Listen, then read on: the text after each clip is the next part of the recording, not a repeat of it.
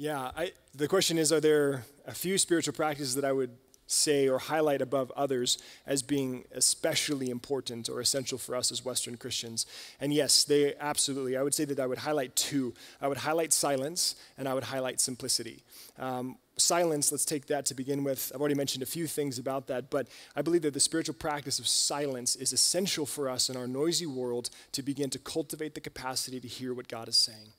That as we learn to enter into places of silence, as we learn to enter into places of contemplation, as we learn to enter into habitual rhythms of resting, of ceasing, of being silent, of not having to produce, not having to make, not having to do, but of being, that we begin to hear more of what God is saying. We begin to hear more of what Elijah speaks about in God's thin silence, God's thin, small voice, what that voice is saying and speaking. Amidst the storm, amidst the fire, amidst the earthquake, amidst all the noise and energy and movement of our culture, I think that cultivating the spiritual practice of silence is one of the most essential practices for us as Western Christians. And also simplicity.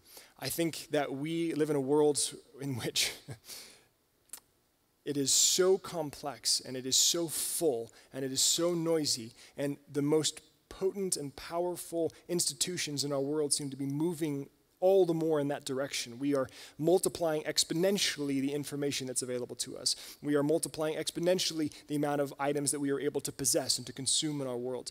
And I believe that there's an invitation throughout the Christian tradition towards simplicity, towards actually not using and not acquiring everything that I can have with myself, or not acquiring all that I can, not amassing as much as possible, but actually moving in the other trajectory in the image of the Son of God, who left everything in heaven in order to come and be with us, who sort of assumed a great simplicity to come and to be someone in the ancient world who didn't have a place to lay his head.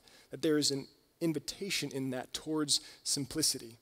And that hard path of silence and simplicity actually bears great fruit in our lives as followers of Christ, and particularly when we consider the notion of spiritual practices as antidotes to some of the poisonous patterns in our world, that the spiritual practices of simplicity and of silence are very, very strong antidotes to those poisonous patterns of hyperconsumption, hypermaterialism in our world, and hyper-frenzy, in a sense.